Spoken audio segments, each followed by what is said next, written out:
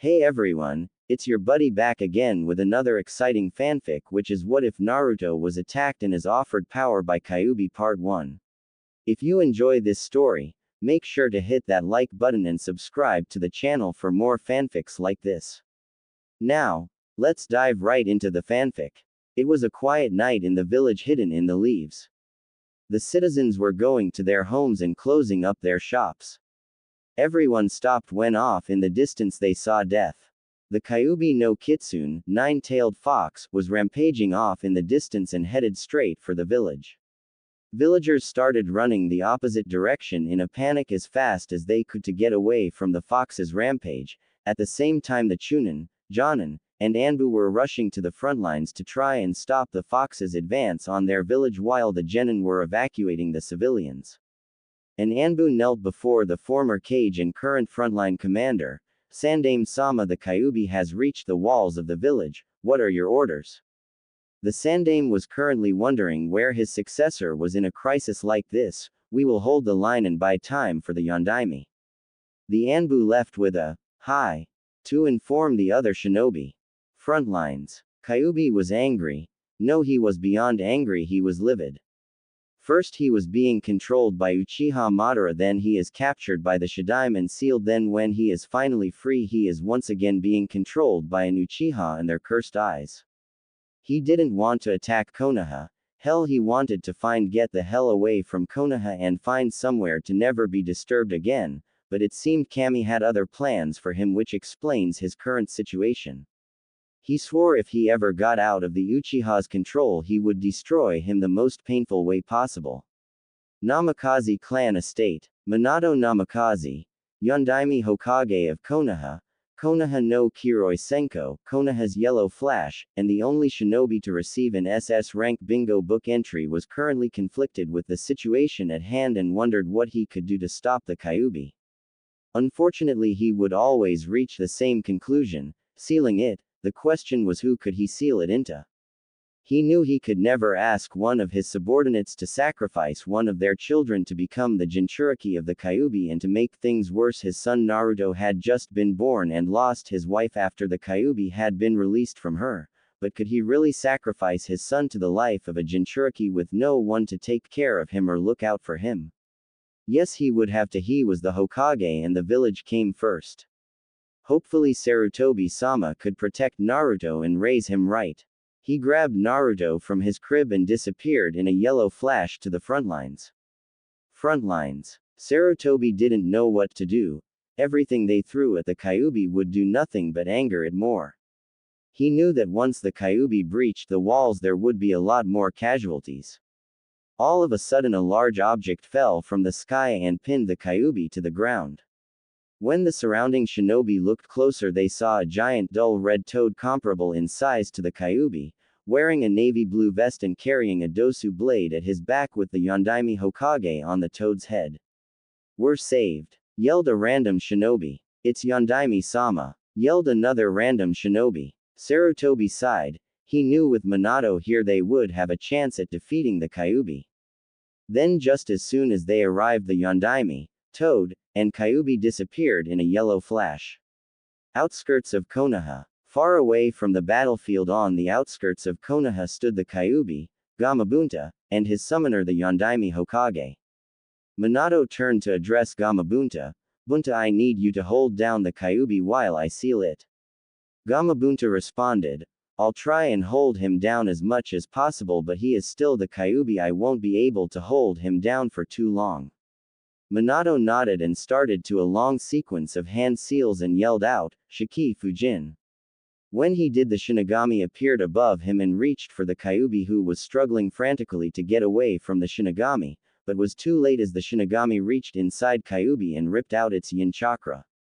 With its yin chakra sealed inside Minato, the Kyuubi was reduced in size, and Minato used this chance to seal the Kyuubi's yang chakra and yelled out, Hake no Fuin Shiki, completely sealing the Kyuubi in Naruto.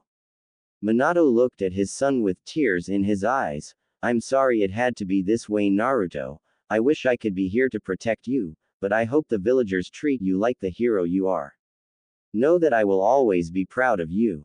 With his last words, Minato Namikaze died and his soul was devoured by the Shinigami. This is the scene Sarutobi walked in on, a dead successor, a crying baby, and destruction all around.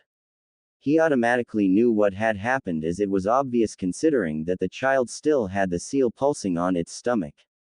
Konoha Council Room. 2 hours later, Sarutobi Hiruzen was walking into the council room to receive a damage report of the village in the aftermath of the Kyuubi attack. Once all the council members were gathered, Sarutobi cleared his throat to get their attention. Now that we are all here, what is the situation of the village? Asked Hiruzen. Konoha's chief merchant answered Sarutobi. The attack made by the Kyuubi has crippled the financial district and reduced out revenue by 40%. Sarutobi nodded. How many casualties, both shinobi and civilian? Murkamina Takanibu, Konoha's executive of the Medic Nin program, spoke next. We have lost a total of 60,000 people in the Kyuubi attack, over 46% of Konoha's total population. Of the 60,000 people dead, 18,000 were shinobi and the rest were civilians. Sarutobi nodded sadly again. Very well, now with the damage report finished, I can guess you would all like to know how the Kyuubi was defeated. Everyone in the council room nodded their heads. The Yondaime was not powerful enough to kill the Kyuubi. No one would be able to kill the Kyuubi because Biju are only large masses of chakra with a conscious. Knowing this, the Yondaime did the only thing he could do. He sealed it into someone with Uzumaki blood. The only Uzumaki that was known was Uzumaki Kushina. She had given birth to a boy today, as such the new container is of Uzumaki blood. Sarutobi thought if he should tell them who Naruto's father was. Let's see how they react to Naruto being the new container. If they call out for his death, I won't tell them. All of a sudden the council room erupted in rage. The civilian council called for Naruto's death while the shinobi council stayed silent. We must kill the demon, yelled one civilian council member. Kill the demon, it must not be allowed to exact its revenge, yelled another. The civilian side continued to call for blood for a good 5 minutes until Sarutobi released a large amount of Ki to quiet them down. Sarutobi knew this would happen. He kicked himself for letting the civilian side know about Naruto's Jinchuriki status. Nothing he could do now except hope everything works out for the best. He was especially wary of the looks the war hawk Danzo and the power-hungry Uchiha Fugaku were giving Naruto. Now that you all know of his status as a container, the next order of business is a new Hokage. Since I am the only one qualified to rebuild Konoha, I believe I will step back up to the position, said Sarutobi. I think you aren't the only one qualified to take the position of Hokage. I am another good candidate for the position of Hokage, interrupted Danzo. That may be true, Danzo, but right now the village is in a panic. If I take the chair of Hokage again, the people will calm down knowing that someone as experienced and respected as me is leading them again away from the dark times we are experiencing, countered Sarutobi. Everyone in the council room nodded in agreement. Danzo just scowled at Sarutobi. You win this round, Sarutobi, but I will make sure that I have the Kyuubi on my side, thought the war hawk. Hokage-sama, now that we have elected a new Hokage, who will take care of the Kyuubi container?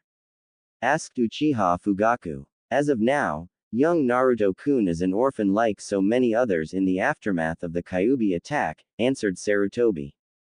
Then I petition that the boy be given to the Uchiha clan for adoption, since it is that he is an orphan, said Fugaku. I think the boy should be better trained as a weapon. He contains the most powerful of the Biju and could be a valuable asset for the village. I ask that the Kyuubi container be placed under my care so that he can be trained as a weapon for the village, said Danzo. No, Danzo, I will not give you the boy to train to be an emotionless killer at a young age, and I won't give him to you, Fugaku, since it would upset the balance of power between clans, answered Sarutobi. Danzo narrowed his eyes. Then what will you do with the boy Hiruzen? Young Naruto-kun will be placed in the orphanage until he is old enough to be placed in an apartment, answered the Hokage. Danzo scowled but nodded nonetheless. He would have to wait until he got his hands on the Kyuubi container. Nara Shikaku asked, Hokage-sama, What will we do with the civilian masses? They will undoubtedly call for the child's life. Sarutobi thought for a few seconds before he gave his answer. From this point on, young Naruto-kun's status as the Kyuubi container is an SS rank secret. Anyone that breaks it will be executed on the spot with no trial. Sarutobi dismissed the council and hoped he had done enough to help Naruto grow up as a normal boy. Kyuubi's cage. During the meeting, Kyuubi watched the meeting from his cage inside the seal with interest, mostly because they would be deciding his fate. When the meeting ended, he knew that he would be safe for the time being, but he also knew that humans were very predictable, and he had no doubt that the civilian council members would most likely try to assassinate his container. He would have to prevent that, or else he would die as well, because without his yin chakra it might not have enough strength to reform. Typical humans, always afraid of what they don't understand. Then again, this could be fun. Once this kid is old enough, I will be able to train him, and then I will show them the demon they despise so much. And what better way to show them than by having the son of their precious Yondaime Hokage destroying them? Ha ha ha. Kyuubi began contemplating the ways he would be destroying Konoha in the future. 6 years later, Naruto was sadly walking down the street. He had just been kicked out of the orphanage because that matron had said, demons aren't allowed here anymore. He didn't understand why she called him a demon. He was just a kid like all the others at the orphanage.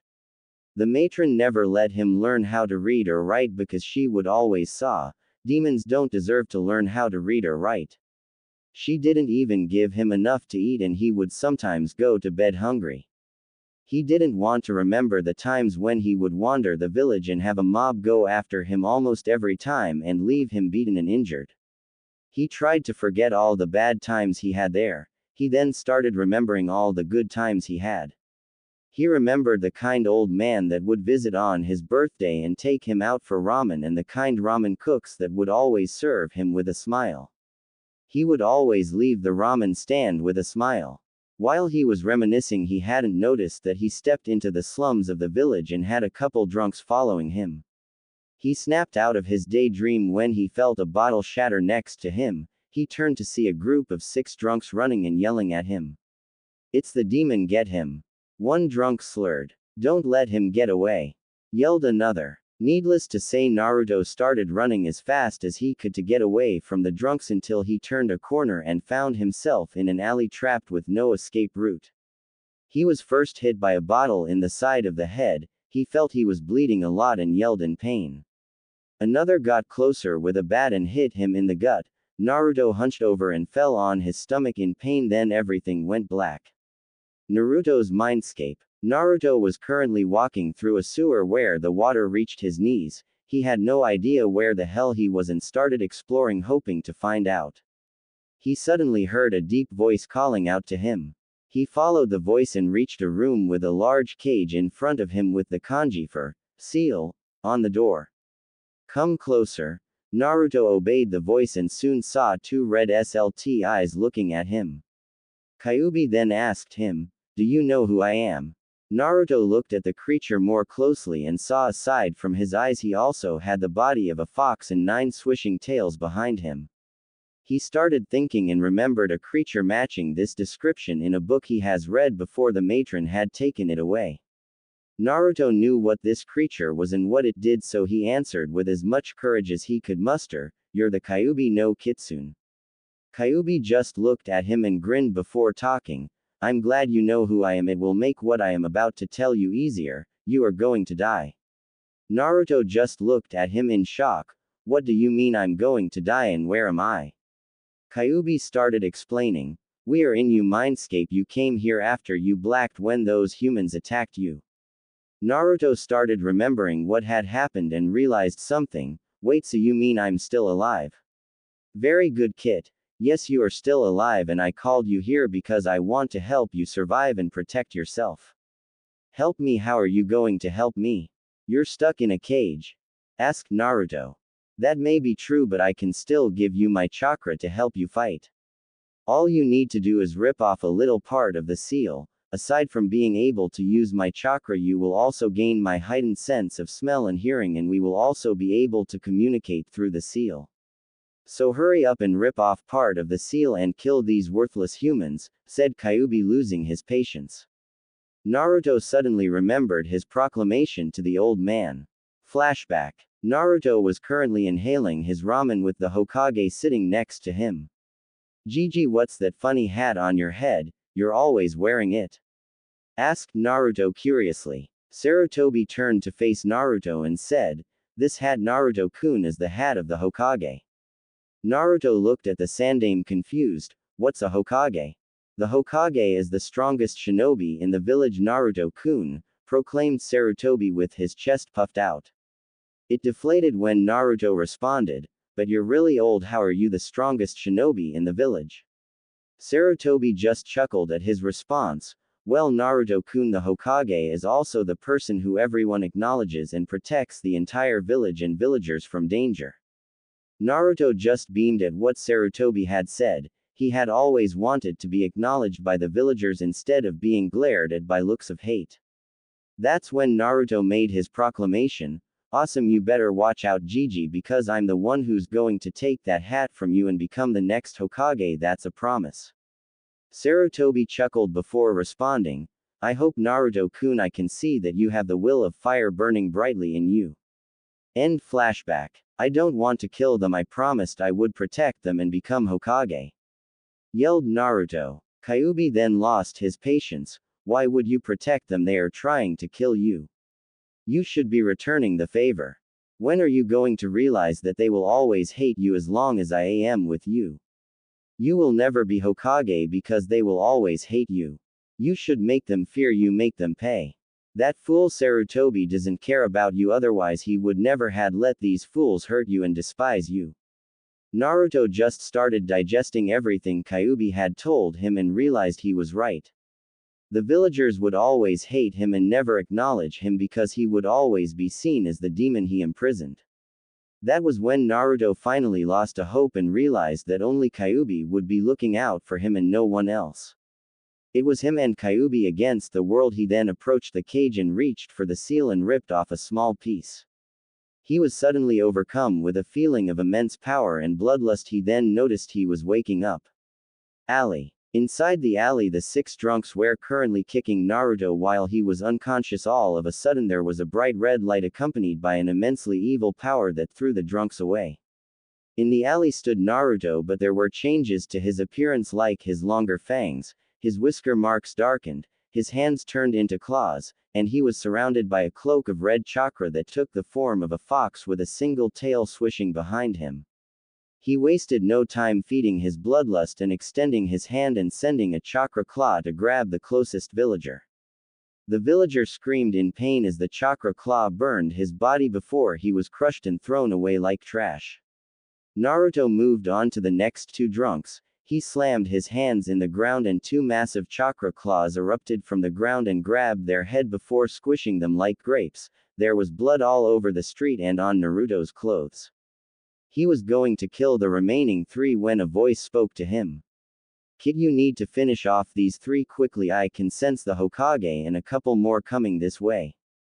Naruto mentally nodded, using his advanced speed to quickly slice the last three drunks' heads off before leaving the area and dispelling his chakra cloak.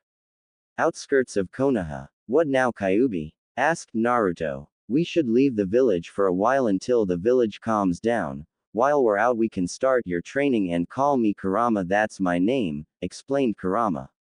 Naruto nodded while running out of an unguarded gate and making his way into the forest. Normally he would be exhausted by now, but Kurama was pumping small amounts of Yuki into his body to fight the exhaustion. He was told by Kurama to lose his scent by jumping into a stream and washing the scent of blood off to throw off any pursuers that would go after him. He made it about 15 miles before collapsing into a cave, exhausted and hungry. Kurama decided to use this time to make him an interesting offer. Het kid, I was wondering if you want a keke genkai. Naruto looked confused. What's a keke genkai? Kyuubi's sweat dropped. He should have known he would say that he was only a kid. He sighed and started explaining what a keke genkai was to Naruto. A keke genkai is the abilities passed down genetically within specific clans. Kekkei Genkai abilities that work using a person's eye are called dojutsu.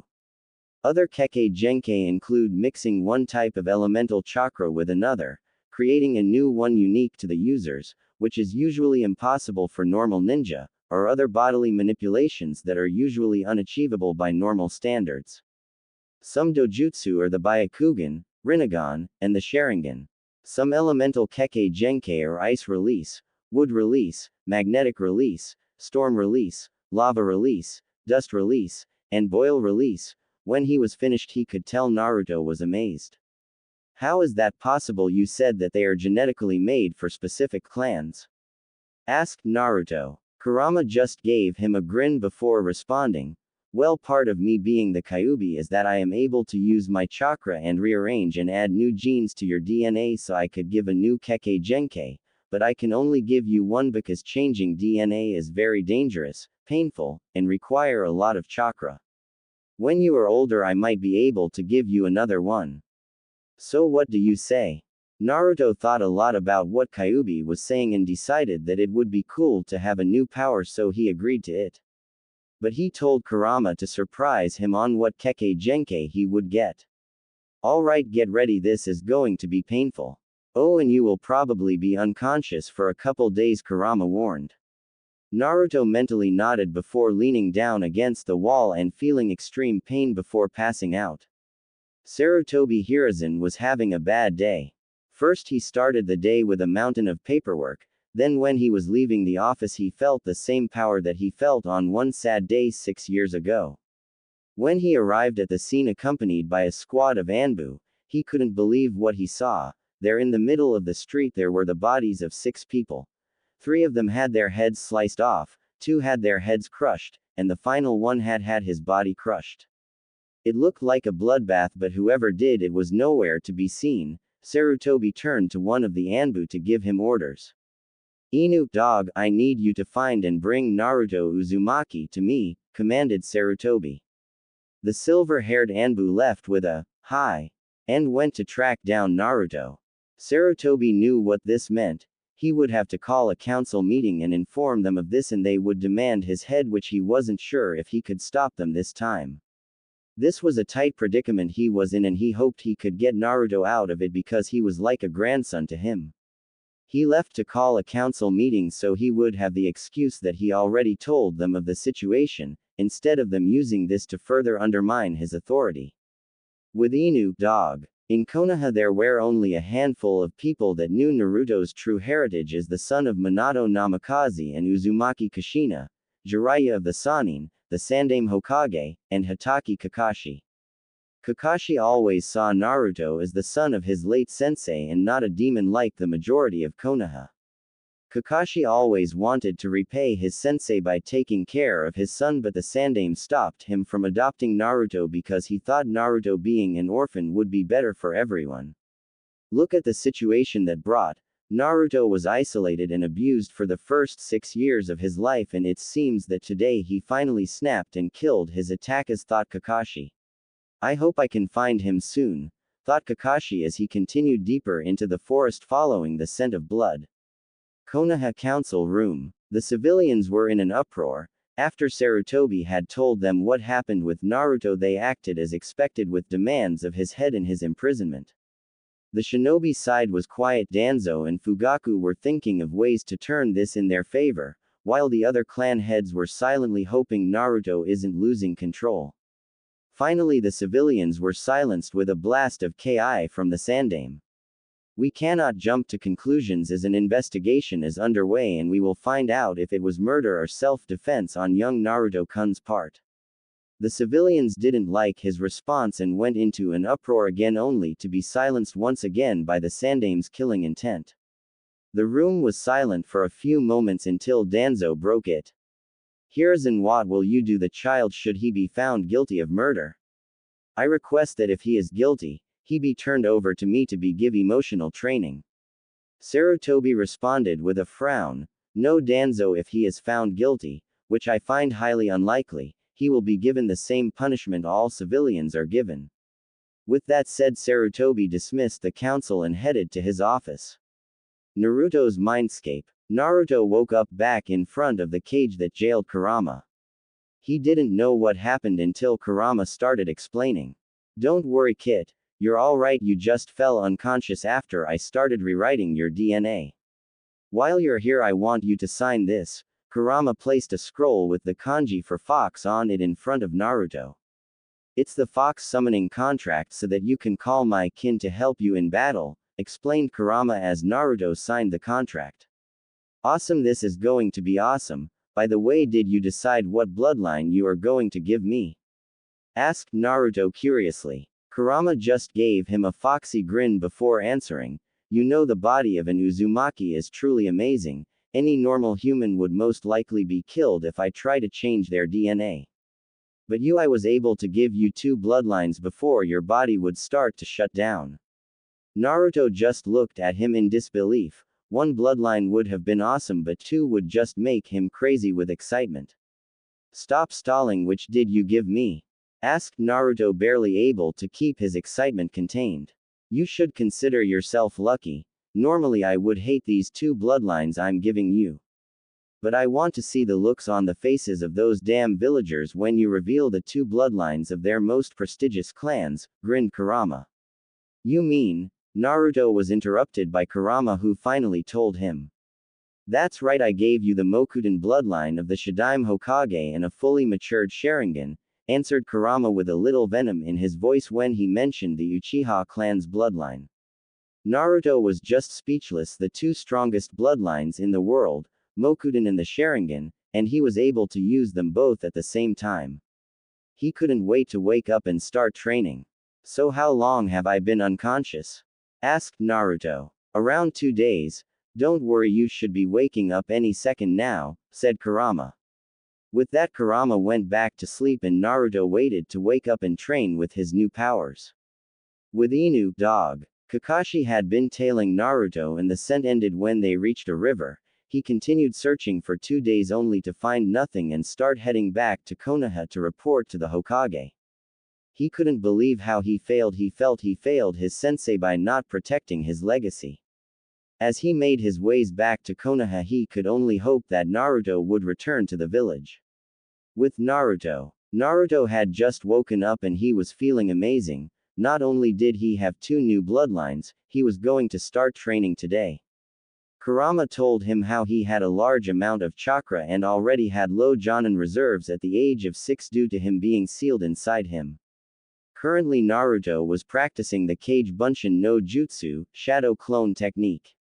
Kurama said if he could master this jutsu it would make training 10 times easier. Kurama-sensei, when do you think I can start training with my bloodlines? Asked Naruto. Soon. First we will need to break into the Uchiha and Senju compounds and look for information on how to properly use them.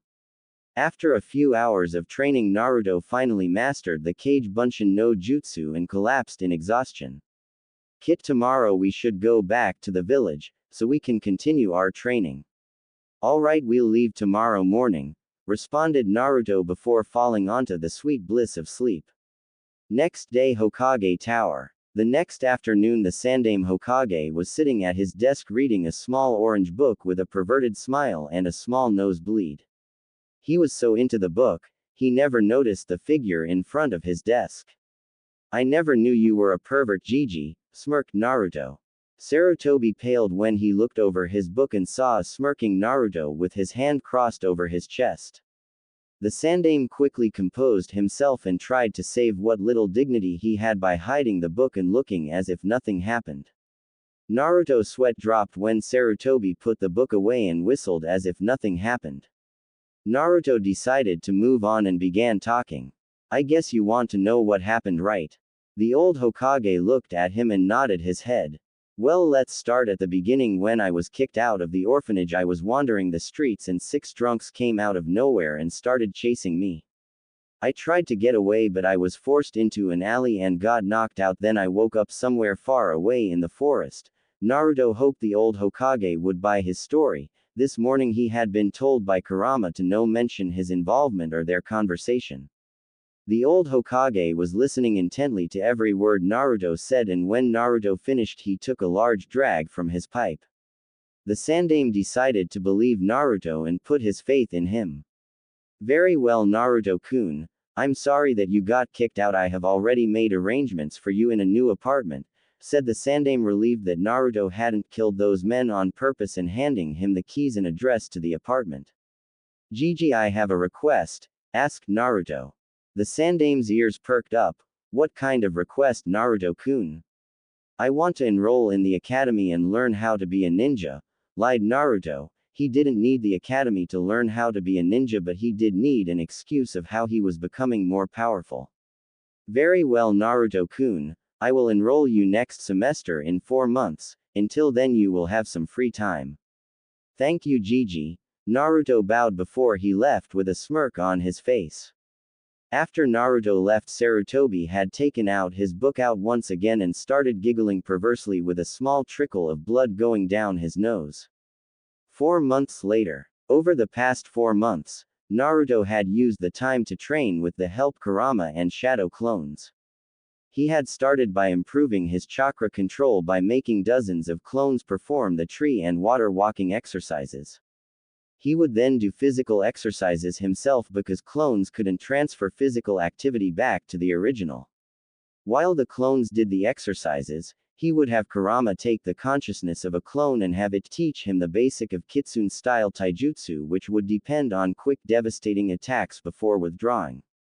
Kurama also started teaching him Kitsune-style kenjutsu, which focused on performing quick attacks and taking advantages of openings. Naruto was also learning Fuinjutsu from Kurama. Although he didn't know advanced Fuinjutsu, he did know enough from his time spent as a prisoner in 2 very powerful seal masters. Naruto was currently getting dressed in his black Anbu pants, blue sandals, fingerless gloves, red t-shirt, with a black Jonin-style vest on top. Naruto then reached for his Razorburdo, Hellraiser blade, that Kurama had given him forged by the foxes. He placed the katana inside a seal painted on his arm. He couldn't put it on his back because he didn't want people to ask questions. He also checked his other 2 seals on his left and right wrist that held shuriken and kunai respectively. If there was one thing he hated about his new change, it was that he didn't eat as much ramen as before. Kurama had told him that ramen was unhealthy and the number 1 reason he was so short, so he was forced to give up ramen and only allowed to eat it once a week, but that didn't mean he could eat 40 bowls once a week. Naruto finished preparing and started making his way down the street toward the academy. He ignored the glares and mutterings of the villagers. Keep talking, you ignorant bastards. One day I'll show you and the rest of this damn village a real demon, thought Naruto with an evil smirk.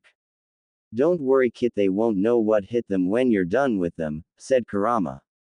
Academy classroom. As Naruto entered the class, he could see that they all stood silent when he entered the room. He just ignored them and made his way to an empty row to take a seat. After 5 minutes, a boy with a puppy on his head walked toward Naruto. He had messy brown hair, sharp black eyes with vertical slit-like pupils, pronounced canine teeth, and red fang marking on his cheeks.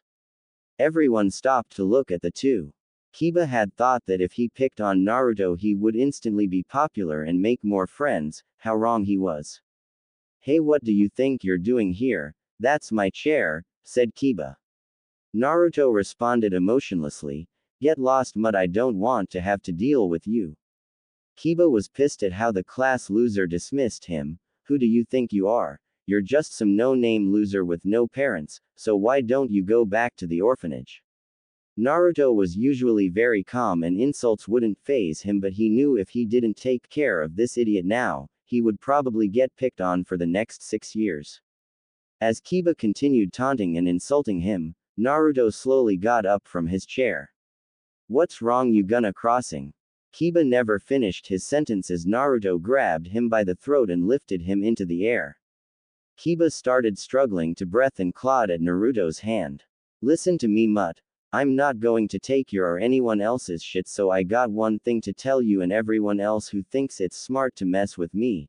Leave me alone and I'll leave you alone. If you don't, then your parents are going to find themselves attending your funeral. You got that? Said Naruto with a large amount of Kurama's ki flooding the room. Kiba only nodded dumbly before he was released and dropped on the ground as he took deep breaths. Everyone was just silent, shaking in fear at what had happened. Everyone now knew not to mess with the blonde. Just then two Chunin entered the strangely quiet room, wondering what had happened that everyone was so quiet. They soon started the roll call and stopped at Naruto's name and looked at him. He knew they were probably haters and knew this would be a bad year. Just then one of the teachers started talking. "Good morning, students. My name is Aruka and this is Mizuki. We will be you academy teachers and use the next 6 years training you in the basics of being a ninja. Now let's start by going over what chakra is," lectured Aruka. Aruka then started lecturing, but Naruto had already nodded off and ignored them, knowing it was nothing important. At the end of the day he left the academy and headed home to make dinner. He knew it would be a long 6 years. Over the last 2 years Naruto had gone through rigorous training mastering Kurama's Kitsune Taijutsu and Kenjutsu styles. He had also broken into the Senju clan compound and made copies of Senju Hashirama's Mokuden scrolls to learn from. He knew he couldn't steal them because they might blame him if only from their blind hatred.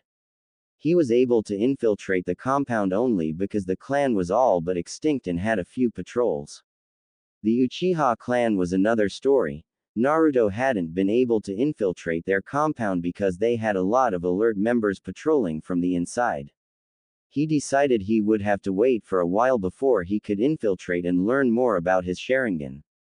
Naruto was currently in his apartment returning from training in his Mokuden bloodline. He was about to go to sleep before Kurama started talking. "Kit, do you sense that?" Naruto stopped for a minute and started using his sensory skill he gained from Kurama. "Yeah, I sense a large amount of death and the scent of blood," Naruto thought with a bloodthirsty grin. Aside from increased sensory abilities, Naruto also gained a large bloodlust from Kurama's increased chakra output. Without missing a beat Naruto made his way toward the location that had a strong scent of blood. Uchiha clan compound. Naruto arrived at the Uchiha clan compound. He made his way inside and was shocked to see that there were dead bodies littering the streets. "It looks like a massacre. I wonder who killed them," thought Naruto. "Whoever it is, I want to meet them and shake their hand," said Kurama, happy that someone finally decided to destroy the cursed clan.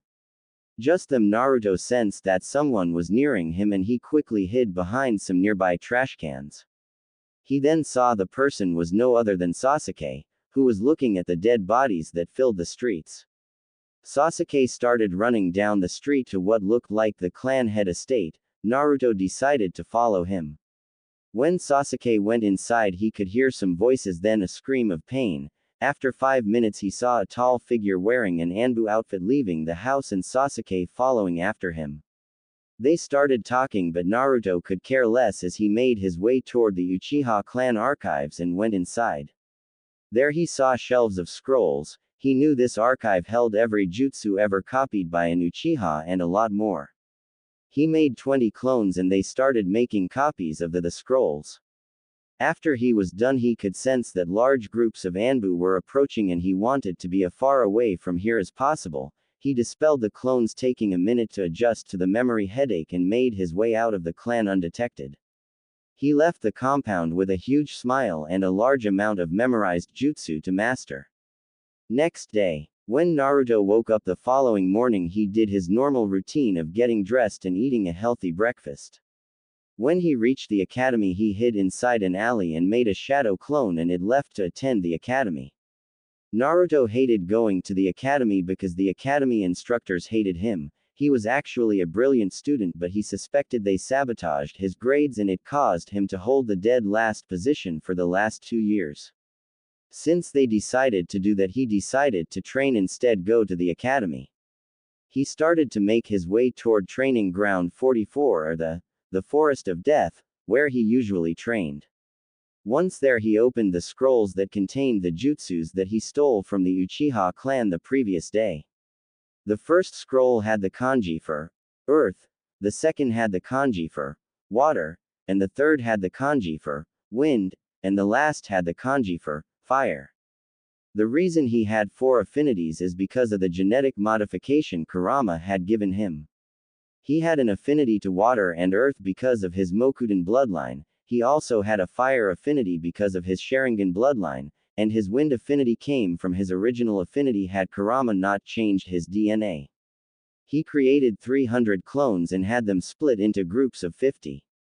The first 50 would strengthen their earth affinity by using a leaf and pouring it into a leaf until it crumbled into dirt. The second 50 would strengthen their water affinity by pouring water chakra into a leaf until it was completely soaked. The third group of 50 would strengthen their wind affinity by cutting a leaf in half using wind chakra. The fourth group would strengthen their fire affinity by burning a leaf using fire chakra. The last 100 would do the tree climbing exercise to improve his chakra control. As he left the clones to their training, he started doing his physical exercises and his kenjutsu and taijutsu katas. Halfway through the training, he sensed a chakra signature. He ignored it, thinking it was one of the forest's many inhabitants. He wished he didn't, because the next second he found himself wrapped up by snakes. He could easily escape, but he wanted to know who was stupid enough to attack him. Relax, kid. Whoever it is, I don't sense any malicious intent in them, assured Kurama. Naruto calmed down, but once again tensed up when he felt someone press themselves against his back and hold a kunai to his cheek. Well, what do we have here? A little boy alone in this big bad forest. Tell me what brings you here, little boy, said a mysterious voice. Naruto looked back and saw light brown, pupil-less eyes, and black hair which has a blue tint to it, which was styled in a short, spiky, fan ponytail. She was wearing a tan overcoat with a purple inseam, and complete with a fitted mesh bodysuit that stretches from her neck down to her thighs. She wears a dark orange mini skirt, as well as a forehead protector, a small pendant that looks like a snake fang on a thick cord. I was training before you rudely interrupted me, Naruto responded emotionlessly. The woman only smirked. Well, aren't you the brave one? But a little boy like you shouldn't be training in this forest. Where I train is none of you concern. Now would you please get the hell off me before I get angry, responded Naruto, starting to get angry. Well, I'll tell you one thing, kid, you got balls. Besides, I'm the sexy and single Mitarashi Anko. What's your name, kid? Asked Anko as she retracted his snakes and got off Naruto. My name is Uzumaki Naruto. Now if you'll excuse me, I have to get back to training, said Naruto as he left to find a new training spot. Unfortunately, Anko had other plans and started following him and watched him as he trained. After a while, Naruto was getting annoyed that he wasn't getting any privacy. He knew if he didn't lose her, he wouldn't be able to train seriously, but then he thought she might be good for something. Anko-san, would you like to have a spar? Asked Naruto. Anko looked at the kid. She really didn't know what he was thinking. He could take her on, but then she accepted, thinking it would be over in 10 seconds. How wrong she was. Sure, Gaki, I'll spar with you. I'll make sure I don't hurt you too bad, Anko said with a smirk. Naruto got a tick mark on his head. He hated being called a brat and hated being underestimated. But he knew that if she underestimated him, he could beat her. Naruto got into his stance and Anko into hers. Naruto decided to start off by using his speed and send a roundhouse kick toward her head. Fast, was all Anko thought as she ducked under the kick and sent an uppercut toward Naruto's head, which he dodged by leaning his head back. He then sent a flurry of punch which Anko had a hard time dodging because they were too fast. Anko jumped back to put some distance between them. Not bad, Gaki, but not enough to beat me, said Anko, but on the inside she was thinking how he was so fast. Naruto didn't say anything as he used his superior speed to once again get in front of her and punch her in the stomach. She dodged and fought back, but Naruto was able to easily dodge them using his speed. He then saw she had an opening and took advantage of it by hitting her with a chakra-infused punch and sending her flying toward the tree. Anko couldn't believe it. A little Gaki beat her. She thought how strong he was. He looked to only be 8 years old and he beat her. As she looked up, she saw Naruto offering her a hand up. She took it even though the only thing hurt was her pride. That was a helpful spar, Anko-san. Thank you, Naruto said with a small smile. Anko just smirked. You got lucky, Gaki. That won't happen the next time we spar. I hope not, or else you wouldn't be a very good sparring partner, responded Naruto with his own smirk. As he helped Anko, he sensed that the clone from the academy had dispelled. It's been fun, Anko-san, but I have to get going. I'll see you tomorrow. Later, Gaki. See you tomorrow, said Anko with a smile. Once he got far away enough, he created a clone and dispelled it to relay orders to the others and told them to dispel 10 at each 5-minute interval. He left the forest with a small smile, thinking he had made a friend. He only hoped she didn't get in his way when he got his revenge on the village. 4 years later, Naruto sat on his bed as he crossed off the final jutsu he had mastered. Over the last 4 years he had mastered every jutsu he stole from the Uchiha clan archives the night of the massacre. He looked at the 6 scrolls on his bed with a feeling of accomplishment as he read each. The scrolls had the kanji wind, fire, earth, water, mokudan, and genjutsu. Wind jutsu, wind release stream, futon, kamikaze wind style, divine wind futon, rinkudan wind style, drilling air bullet futon, datapa wind style, great breakthrough futon, atsugai wind style, pressure damage sarashu fu wind slash. Fire jutsu, kaden, Hisekasho fire style, burning ash kaden, ruka no jutsu fire style, dragon flame jutsu kaden, karyudan fire style, fire dragon bullet kaden, goryuka no jutsu fire style, fire dragon jutsu kaden, gokaku no jutsu fire style, fireball jutsu kaden, hosenka no jutsu fire style, phoenix flower jutsu kaden, cage bunshin fire style, shadow clone, earth jutsu, doden, cage bunshin earth style, shadow clone earth release, destructive rising rock pillars, doden, shinju zanshu no jutsu earth style, double suicide decapitation technique doden, dosekiryu earth style, earth dragon doden, doryudan earth style, earth dragon bullet doden, doryukatsu earth style, earth flow divide doden, doryu taiga earth style, great mud river doden, doryuheiki earth style, mud wall doden, doryuso earth style, earth flow spears. Water jutsu, mizu bunshin no jutsu water clone jutsu, suiro no jutsu water prison jutsu, Sweden, bakusui shoha water style, exploding water shock wave, Sweden, Daibakufu no jutsu water style, giant vortex jutsu, Sweden, teppadama water style, gunshot, Sweden, Mizoripa water style, wild water wave, Sweden, Suiryudan no jutsu water style, water dragon jutsu. Mokudan jutsu, Moku bunshin no jutsu wood style, wood clone jutsu, Mokudan haijutsu, Jukai koden wood style secret technique, nativity of a world of trees, Mokudan, Shichuka no jutsu wood style, 4-pillar house jutsu, Mokudan, Mokujo wood style, domed wall jutsu, Hokage shiki jijun jutsu, Kakuin Nidin Sushu Hokage style 60-year-old technique, enclosed hermitage entering society with bliss bringing hands, Mokudan, Mokushoku wood style, wooden tentacles. Genjutsu, Kokuangyo no jutsu infinite darkness jutsu, Megan, Jigoku Koka no jutsu demonic illusion, descending hell jutsu, Megan, Naiju Kokoni Arazu no jutsu demonic illusion, double false surroundings jutsu, Megan, Kokoni Arazu no jutsu demonic illusion, false surroundings jutsu, Megan, Narakumi no jutsu demonic illusion, hell viewing jutsu, Megan, Jubaku satsu demonic illusion, tree binding death. Naruto started thinking to what had happened the past 4 years. In the academy he was still the dead last, not for lack of trying, but because of the instructors' blind hatred.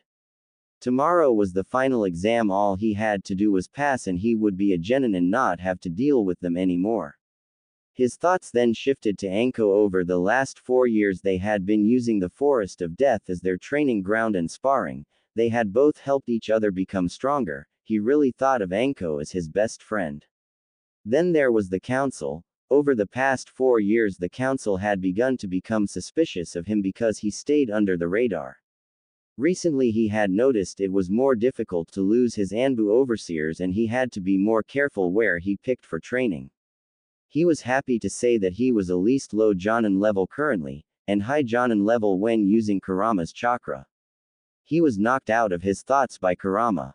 "Kit, stop daydreaming, it's time for you to take that test," said Kurama. Naruto only nodded and put his hands in a ram seal and left in a swirl of leaves. Shunshin.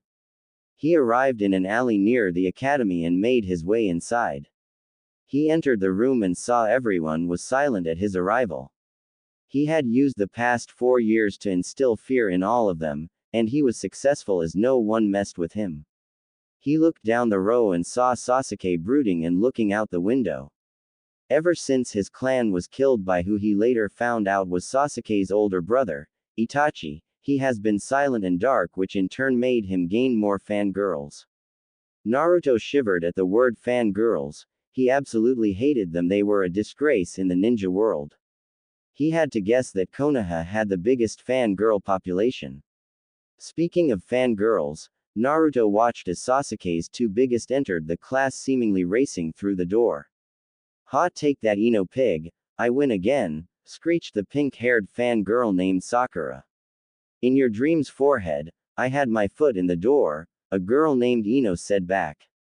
Both kept arguing back and forth until they saw that their Sasuke-kun was sitting alone. They both raced to claim the chair on the right. Unfortunately or fortunately, Kiba sat down next to Sasuke before they could reach. "Kiba Baka, get out of that chair so I can sit next to Sasuke-kun," screeched Sakura for everyone to hear. Kiba didn't like that he was being ordered out of his chair by some fangirl. His canine-like brain told him that they should be demanding Sasuke leave his chair so both could sit on either side of him. He wanted to be the alpha dog in the class, but saw that Sasuke was the obstacle in front of him. What does Kiba do? Kiba jumped on the desk and glared at Sasuke. Both were locked in a staring contest until someone behind Kiba accidentally bumped him and he fell forward. The class was in slow motion as Kiba's lips fell on Sasuke's. Both stayed in that position for 2 seconds before both jumped away and tried to get the taste of each other out of their mouth. As Kiba spit out the taste of Sasuke, Naruto felt the ki radiating off all the girls in class toward Kiba. Apparently they were not pleased that their Sasuke-kun's first kiss was stolen by Kiba. They all pounced on Kiba and beat the crap out of him, leaving him in a broken heap. Naruto's sweat dropped when he picked a scent of pheromones on Kiba. Apparently he was turned on when the girls all beat him. "Sick fuck, how weirder can you get?" thought Naruto. "You'd be surprised, Kit, I've seen it all." With that said, Kurama started sending Naruto images of seriously messed up things he'd witnessed over the years. By the end, Naruto was questioning his sanity. Everything was quiet when Iruka entered the class along with Mizuki. "Okay class, today is the day you will take your final exam. If you pass, you will be given your Hitai 8 and be official genin of Konoha." The first part of the exam was a written test which Naruto easily passed.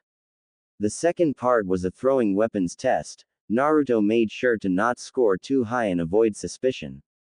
The final test was being able to perform the 3 basic academy jutsu, which Naruto aced to the dislike of Iruka and Mizuki. As he made his way out of the academy, his advanced hearing picked up what sounded like Mizuki. As he got closer, he used the chameleon jutsu to avoid detection. It looked like Mizuki was talking to a girl named Amy that failed the exam. "You know, Amy, if you really want to pass, I can give you some extra credit," said Mizuki. "Really, Mizuki-sensei?" Amy said, barely able to contain her excitement. "Sure, all you have to do is pass a test that focuses on your infiltration and information gathering skills. You will need to sneak into the Hokage Tower, then steal the scroll of sealing and bring it to me, and I will give you your Hitai 8, Mizuki said with an all too sweet smile. "All right, Mizuki-sensei, I won't let you down." Amy left to begin her task. Kurama decided to make his presence known. "Kid, you know what this means, right?" "Yeah, if I can steal that scroll from Mizuki, I can have all those jutsu added to my arsenal. The question is, how do I do it?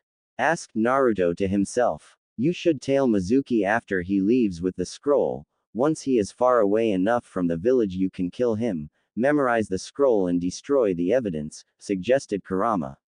Naruto thought about the plan and decided it was the best course of action. He knew that Mizuki would probably not let Amy live once he got the scroll, but he didn't care what happened to anyone in this Kami-forsaken village. Later that night, currently Naruto was tailing Amy as she carried Konoha's forbidden scroll of sealing. Naruto had to make sure he stayed far away enough that he wasn't seen by the Hokage's crystal ball. Kit, there is someone following the girl, warned Kurama. Naruto nodded and made a seal-less clone to continue following Amy, and he stayed behind to delay whoever was following Amy. After a few minutes he saw, of all people, it was Iruka. He must be trying to catch Amy. Too bad I can't let that happen, said Naruto as he started a sequence of hand seals. Naruto activated his Sharingan as he finished the seals and said Mokuden, Mokushoku, wood style, wooden tentacles. Wooden tentacles wrapped around Iruka, holding him down. Before he could shout out for help, Naruto jumped down from the tree and looked him in the eyes, placing him in a genjutsu and falling asleep. Nice job, kid, you should probably catch up to that girl.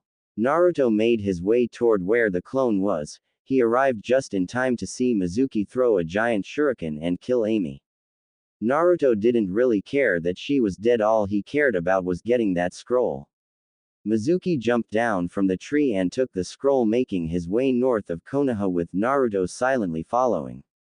3 hours later, Mizuki and the tailing Naruto were currently crossing the border of Fire Country and Rice Country.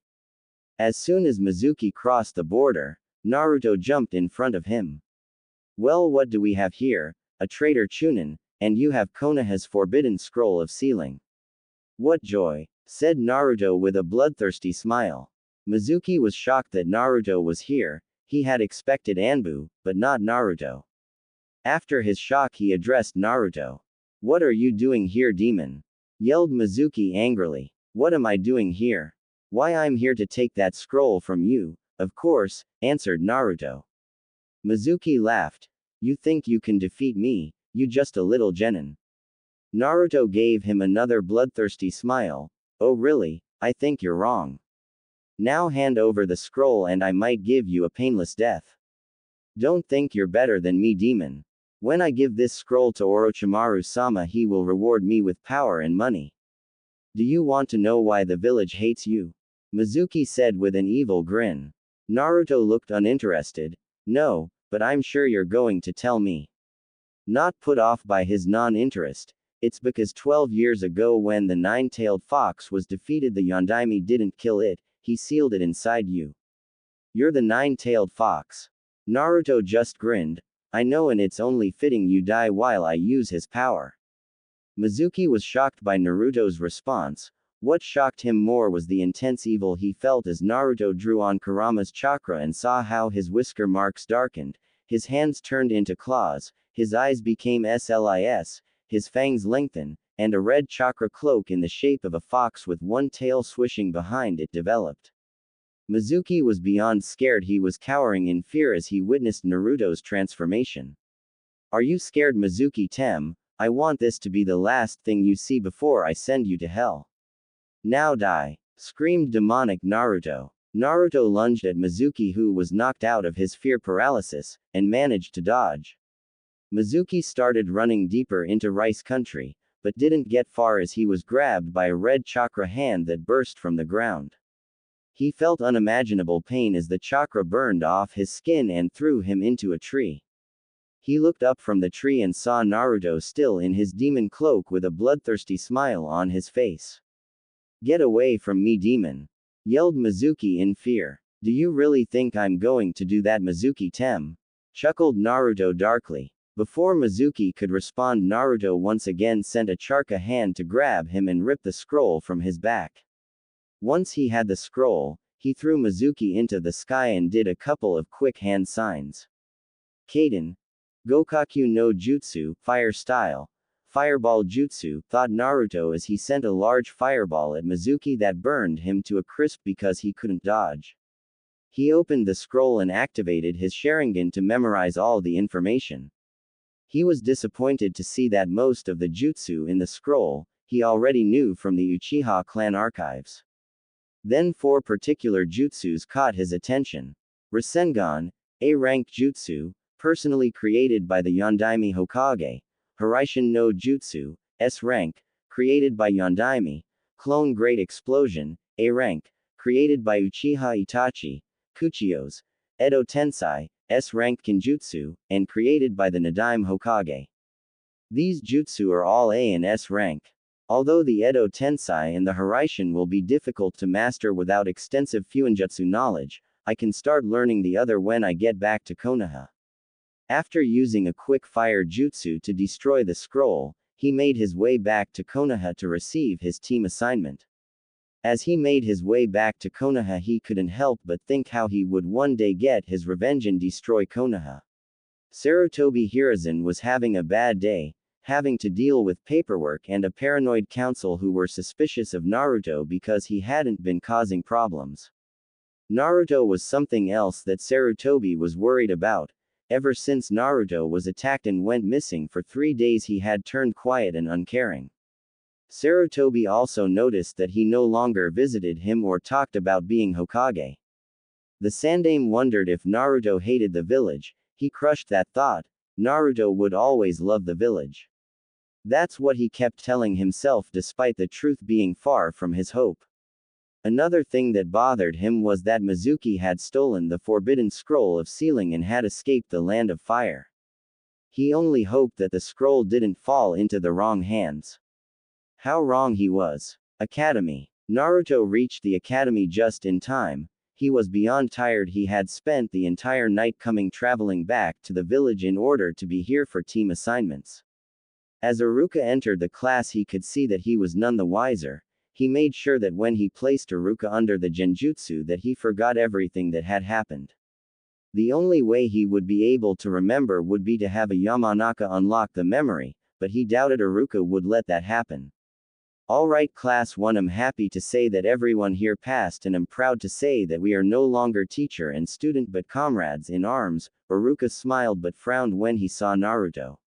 Comrade in arms? Yeah right. Naruto scoffed. Alright, I will now start announcing teams, announced Iruka. Team 1 will be made up of. Naruto started ignoring Iruka since he didn't care. He looked around the room to see who had graduated. Nara Shikamaru, heir to the Nara clan and major slacker. Akamichi Choji, heir to the Akamichi clan and Shikamaru's best friend. Inuzuka Kiba, heir to the Inuzuka and a loud mouth. Hyuga Hinata, heiress to the Hyuga clan and a total coward. How she will be a clan head is beyond me, thought Naruto as he continued surveying the class.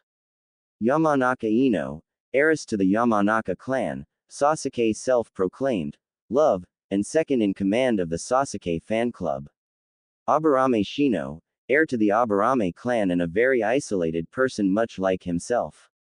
Haruno Sakura, a nameless civilian playing ninja, one of the most annoying person in class next to Kiba, and whose mother has a position on the council.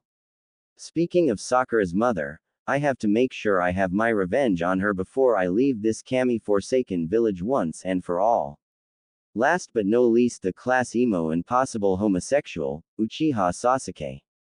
As much as he and Kurama hated the Uchiha, Naruto could make use of him if he could find something to use against him. He would have to sneak into the Hokage Tower and look for information. There were other students, but most were no-name orphans with any clan or power. Team 7 will be made up of Haruno Sakura, Uchiha Sasuke. Sakura jumped from her chair cheering, and Uzumaki Naruto, your Jonin sensei, will be Hatake Kakashi. Sakura sat down in disappointment. Naruto was slightly smiling. With the Uchiha on his team, he would be able to find ways to manipulate him. Team 8 will be made up of Inuzuka Kiba, Hyuga Hinata, and Aburame Shino. Your Jonin sensei will be Yuhi Kurenai. Team 9 is still in circulation, so Team 10 will be made up of Nara Shikamaru, Yamanaka Ino, and Akamichi Choji your Jonin-sensei will be Sarutobi Asuma. Once Iruka finished, he told them they could leave for lunch. Naruto decided to go to the Hokage Tower and look up that information since he knew security would be light due to the all-day monthly meeting. Hokage Tower. Naruto entered the archive room and created shadow clones to start searching through the filing cabinets. After a half-hour of searching, he decided to search in the Hokage's office instead. He entered and started the something. After 5 minutes of searching, he found a cabinet, but it was locked with a seal on it. He channeled enough of Kurama's chakra to break the seal, but not enough to be detected by the Anbu guards. Inside he found 2 files that made his eyes widen to the size of dinner plates. The first was an secret Anbu mission file. Inside was a mission accepted by Uchiha Itachi. The objective: exterminate the Uchiha clan for planning a coup against the Hokage. At the bottom of the page was the signature of the Sandaime Hokage and his 3 advisors, Mitokado Homura, Udatane Kaharu, and Shimura Danzo. He knew with this he could easily manipulate Sasuke to destroy Konoha. In a Megakure, Hidden Rain, a masked stranger sneezed as he thought of ways to manipulate Uchiha Sasuke to do his bidding. The second file Naruto read was the most surprising. It was a top-secret file on his heritage. Inside the file it named his mother and father. His mother was Uzumaki Kushina, heiress of the Uzumaki clan and last known Uzumaki. His father was Namikaze Minato, Yondaime Hokage and clan head of Konoha's richest clan. What shocked him more was his inheritance, the money from the Namikaze clan holdings and businesses combined with the Uzumaki clan holdings. He was funding over 50% of Konoha. Naruto was furious. No, he was beyond furious, he was livid. How dare they keep his inheritance from him and have him living in a shithole of an apartment? He then realized something. If he took his money from Konoha's banks, he would send Konoha into an economic depression. He smirked as he now had leverage to hold against the council and Konoha as a whole. He then turned to Kurama, who was quiet the entire time. "Did you know about my heritage?" asked Naruto. "No, I had no idea." Kurama lied through his teeth. He knew if he said yes, Naruto would turn his fury on him. "You should start making your way back to the academy. It's almost been an hour," suggested Kurama. Naruto nodded and made his way out of the tower undetected and headed toward the academy. A range of emotions were going through Naruto's mind: anger, betrayal, relief, and satisfaction. Academy. As Naruto waited for his Jonin-sensei with the other students, he couldn't help but think what the next step would be. Just then Kurama made a suggestion. "I have an idea, Kit. Since sooner or later you're going to leave this village and all that money could come in handy. I suggest you confront the old monkey and tell his you know about you parents and inheritance. You should demand your inheritance. He will probably call a council meeting, and when they refuse you can threaten them with going to the fire daimyo, who will probably be in your favor. Either way you get your money and Konoha gets screwed." "You know, Kurama, that's a genius plan. I could kiss you," thought Naruto excitingly. Kurama's sweat dropped. "I think I'll pass." As Naruto came out of his thoughts, he saw that the only ones still in the class were him and his team. He was wondering where his Jonin-sensei could be. With Kakashi. As Kakashi looked at the memorial stone, he couldn't help but feel annoyed and happy at the same time. He was happy because he would have his sensei's legacy, Naruto, on his team. He was annoyed because yesterday the council had demanded he teach the last Uchiha, their logic being he would be able to apprentice Sasuke and teach him all his techniques. Another reason he was annoyed is that the pink-haired council member Harunosuke had additionally demanded he make sure Sakura wasn't pushed too hard. It seemed the only good thing he got out of this team was the chance to train Naruto. He looked at his watch and decided now was a good time to meet his team. He disappeared in a swirl of leaves to the academy. Academy. The classroom door opened to show a man who had silver spiky hair and had a mask covering his face. He only stuck his head in the door before telling them to meet him on the roof and disappeared in a puff of smoke. Naruto didn't bother standing as he disappeared in a swirl of leaves, stunning Sakura and Sasuke. Roof. Kakashi was leaning against the railing of the roof when Naruto appeared in a swirl of leaves and sat on the stairs. He knows the Shunshin. I wondered where he learned it. The academy profile said he was the dead last who barely passes the final exam, thought Kakashi, impressed with Naruto's ability. A few minutes later they were joined by Sakura and Sasuke, who sat on the stairs as well. Kakashi was the first to speak. Well, my first impression of you guys is I hate you, said Kakashi. Sakura and Sasuke frowned. Naruto remained emotionless. Why don't we start by saying our names, likes, dislikes, hobbies, and dreams? Why don't you start, sensei? Said Sakura. Alright, my name is Hitaki Kakashi. My like, you don't need to know that. My dislikes, that either. My hobbies, you're too young to know about it, and my dream, I don't have one. Okay, you Pinky, you're next, said Kakashi. Sakura was annoyed at her nickname but obeyed. My name is Haruno Sakura. My like are. She looked at Sasuke and blushed. My dislikes are Ino Pig and. She looked at Naruto and gulped in fear. My hobbies are. She looked at Sasuke and giggled. And my dream is. She once again looked at Sasuke and blushed red and giggled. Great, a fangirl, thought Kakashi with a mental sigh. Okay, Broody, you're next. Sasuke scowled at Kakashi but nevertheless complied. My name is Uchiha Sasuke. I don't have a lot of likes, and I have a lot of dislikes. I don't have any hobbies, and I don't have a dream, more of an ambition to kill a certain man and revive my clan. Great, a broody avenger, thought Kakashi as he turned to Naruto. Your turn, Blondie. Naruto kept his emotionless mask and responded, my name is Uzumaki Naruto, and that's all you need to know. Everyone, especially Kakashi, frowned. Since when did he become so cold and distant? Okay, then know that we know absolutely nothing about one another. I should tell you to meet me at Training Ground 7 for the Genin exam, and a word of advice, don't eat breakfast, you'll just throw it up. With that said, Kakashi disappeared in a puff of smoke before they could ask any questions. They all went their separate ways. Sasuke went to go train as Sakura hounded him for a date, and Naruto left to go confront the Hokage. Hokage Tower. Sarutobi was having a good day. He was sitting back and enjoying his little red book because he had finished his paperwork. He didn't know that what was approaching his office would give him a lot more paperwork. Naruto approached the Hokage's tower and entered, completely ignoring the secretary screaming for him to come back, and reached the office before the Anbu could stop him. He kicked open the door and entered the room. Sarutobi was shocked and he quickly put the book away before anyone could see. Sarutobi also noticed the scowl on Naruto's face instead of the usual smile he used to have. Hokage-sama, I have something very important to talk to you about, said Naruto, barely hiding his anger. Just then the Anbu entered the room but were stopped by the Sandaime, who told them to leave them. The Anbu exited the room and closed the door behind them. He then turned to Naruto with a serious face. What is it you want to talk about, Naruto? Said the Sandaime without his usual grandfatherly tone. I would like to discuss the reason you thought that hiding my heritage from me. Finally losing his cool and giving into his anger. Sarutobi was shocked to say the least. He immediately turned on some privacy seals and turned to Naruto with some shame in his eyes. Do you know who your parents are, Naruto?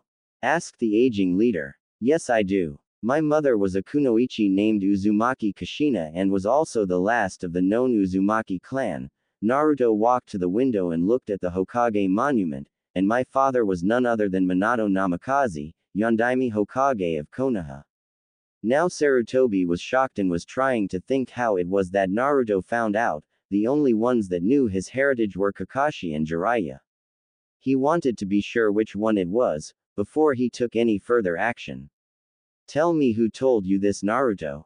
The only person who seemed to care about me. Sarutobi thought he was talking about Kakashi before Naruto continued. He has been with me my entire life and has been the only one there for me when I was alone. Sarutobi was confused as to who Naruto was talking about.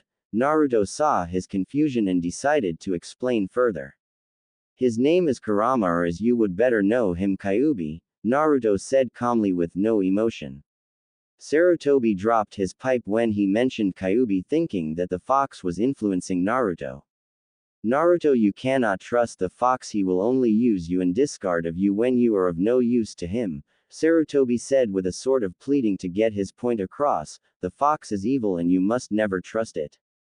Naruto got angry. Kurama has been there for me more times than I can count. He was there for me when the villagers attacked me, he was there for me when I was lonely, and he was there for me more times than you were, Hokage-sama. Sarutobi had the decency to look ashamed before he looked up and addressed Naruto. I'm sorry I wasn't there for you, Naruto. I have made a lot of mistakes in my life and I have regretted a lot of them, Sarutobi said in an apologizing manner. Well, now you can at least fix one of them by giving me what is rightfully mine. I want my inheritance and my family's estate. Naruto, I can give you the estate, but the inheritance is something I cannot give you. I'm sorry. Naruto lost his patience. I don't care. I want what is mine and I will get it, Sarutobi. Call a council meeting because we had a chance to be civil and now you have forced my hand. Sarutobi looked at Naruto's cold, emotionless blue eyes to see how serious he was. He sighed. The council will be in an uproar when they heard about this. Very well, Naruto, follow me. Sarutobi led Naruto out of the office and into a large chamber where he informed an Anbu to summon the council. Konoha Council Room. 1 hour later. As the council gathered inside the room, many wondered why they were called and the civilian side wondered why the demon was inside the room as well. Finally, one of the elders, Udatane Kaharu, decided to end the silence. Hokage-sama, why have we been called here? Sarutobi took a drag of his pipe and spoke. I'm afraid I did not call this meeting, Kaharu, but young Naruto did, pointing at Naruto next to him who stood looking at the council with cold, blue eyes. One of the civilian council members decided to speak next. What could the boy want that it would require a council meeting? Naruto was the next to speak up. I called this meeting because I want what is mine. Unfortunately, Hokage-sama has refused to give it to me. Danzo was the next to speak up. What is it that you have requested, boy? Naruto turned his eyes in Danzo and spoke. I want my inheritance, my birthright, the money in the Namikaze and Uzumaki clan holdings. The civilian side broke into loud protest, denying that Naruto was the heir to the Namikaze clan and refusing to give him what was his. Nara Shikaku spoke next. Hokage-sama, is it true that Naruto is the heir to both clans' holdings? Sarutobi took a long drag from his pipe before speaking. Yes, it is true. Naruto is the son of Uzumaki Kushina and Namikaze Minato. I can give you my word that it is true, as I was the one of 3 that knew Naruto's true heritage. The entire room was shocked, the civilian side more than the shinobi side. Finally, a pink-haired council member decided to make herself known. That's impossible. Yondaime-sama never had any children and this boy is certainly not his son. Sarutobi looked at the woman with narrowed eyes. Are you saying my word is not good enough, civilian? Sarutobi said with emphasis on civilian. The woman gulped and decided to sit down. Shikaku decided to speak again. Even if you are entitled to your inheritance, it makes up for 50% of Konoha's economy and we would be sent into a depression if we just handed over that money to you. Naruto looked at Shikaku with narrowed eyes. So are you saying you won't be giving me what is rightfully mine? One of the civilians replied smugly. That's right, what are you going to do now? Naruto just gave a small chuckle that confused everyone. The chuckle then turned into fun-blown laughter. Ha ha ha, good, then that means I can do this, said Naruto with a sadistic grin. He started doing hand seals, which caused everyone to tense only to see his slam his hand on the ground and reveal a small fox. Hello Hideki, I assume you have the response from the fire daimyo? Asked Naruto. The fox named Hideki nodded. Of course, Naruto-sama, he had given me this for you to present to the council. The fox handed Naruto before saying farewell and dispelling. Everyone was shocked to say the least, the shinobi side because they had never seen a fox summons and the civilian side because they heard that Naruto had received a letter from the fire daimyo. Naruto read the scroll before smiling and handing it to Sarutobi, who paled upon reading it. Finally losing patience, a civilian merchant spoke up. What does it say, Hokage-sama? Sarutobi sighed. This document states that Uzumaki Naruto is to be given his full inheritance and is to be paid restitutions for his past attacks. If these are not met, the daimyo will pull his funding from Konoha until they are. It even contains the official seal and signature of the fire daimyo. Everyone paled. Not only had Naruto managed to win his inheritance, he now had leverage over the village should they not pay in full. The civilian side erupted in protest, refusing to pay, while the shinobi side sighed in defeat as they couldn't deny an order from the daimyo. Sarutobi silenced the civilian side and turned to Naruto. Very well, Naruto, you win. Come to my office and you can sign the paperwork. The civilians were about to argue, but some quick key from Sarutobi shut them up. The Sandaime dismissed the council and led Naruto to his office. Once inside the office, Sarutobi walked up to the picture of the Yondaime and removed it, revealing a safe. Sarutobi opened it and took out 3 scrolls and a key. He handed them to Naruto before he sat down at his desk exhausted. Naruto looked at the scroll and the key, then heard Sarutobi speak. Those are the scrolls your father left you before he died. One is a letter from him, another is his 2 most famous jutsu, and the last is a sum of money. The key opens the Namikaze estate. Sarutobi handed Naruto a map so he would know where it was. The amount of money that both the Uzumaki and Namikaze clan has invested in Konoha banks amounts to 700 million ryo. Konoha can pay you 500 million, while the 200 million you will receive from percentages from completed missions. Naruto only nodded as he turned to leave, but stopped when Sarutobi spoke up. What happened to you, Naruto? What happened to the boy that wanted to be Hokage and be acknowledged by the villagers? Naruto just looked at his with cold eyes and spoke, that Naruto died when the villagers tried to kill him, and now they will pay for their crimes. Without another word, Naruto left in a swirl of leaves. Sarutobi looked at the picture of Minato. I'm sorry, Minato, I failed you. Sarutobi put his head down in shame before starting the paperwork. With Naruto reappeared in his apartment and started packing what little belongings he had. After packing, he made his way to his new home. As he walked through the streets, he ignored the usual glares and whispers. Naruto only smirked at them as he walked into the upper districts of Konoha.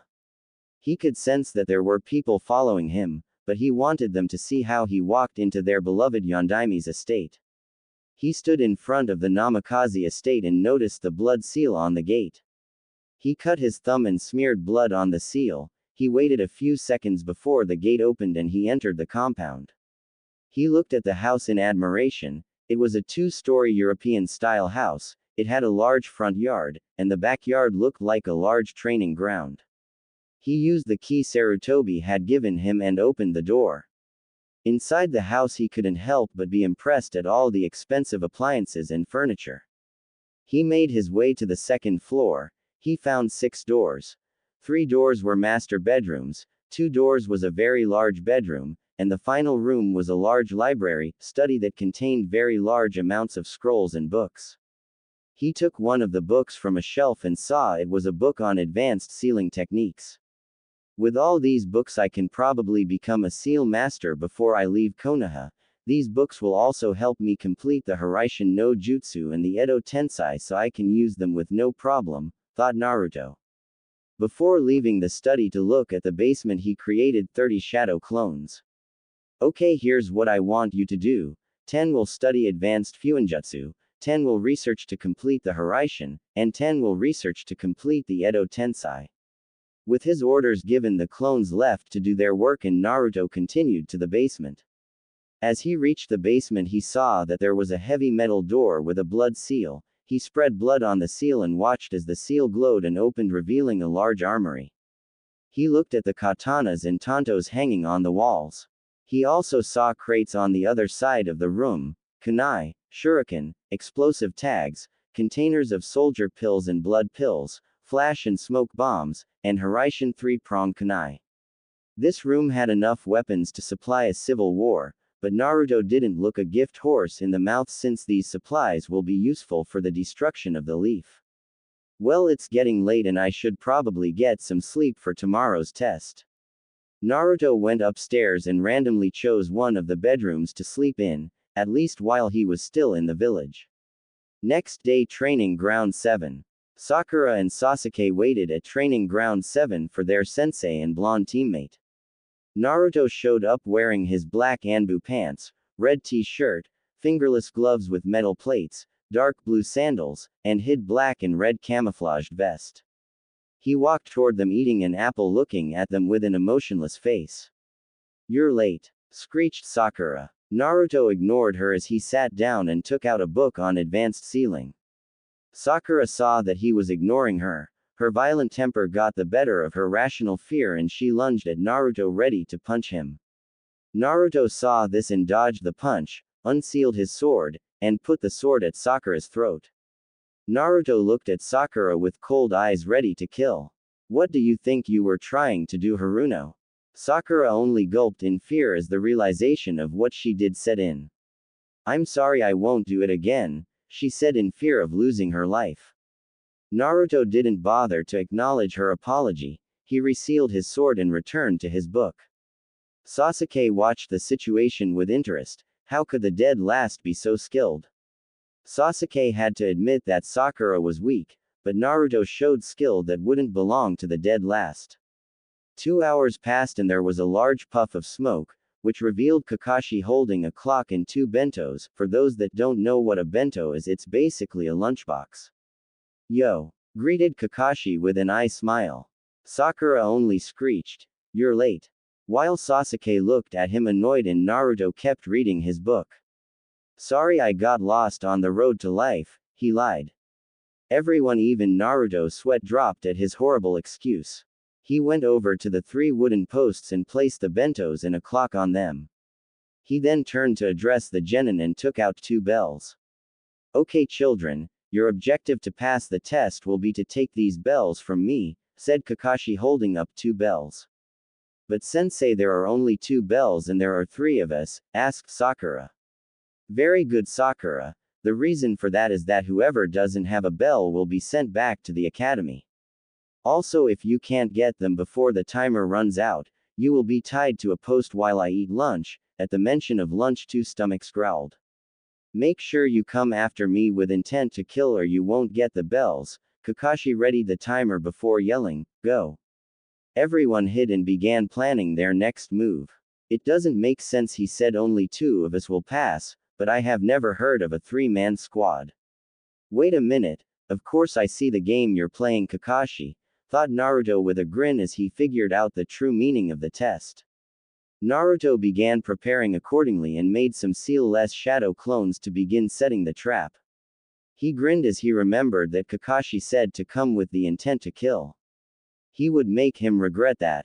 Naruto his up in a tree while he observed Kakashi reading an orange book. He used his senses to locate Sasuke and Sakura. He sensed that Sasuke was up a tree and Sakura was hiding in the bushes. After a clone came to him and told him the trap was ready, he continued watching Kakashi and saw that Sasuke had made his move.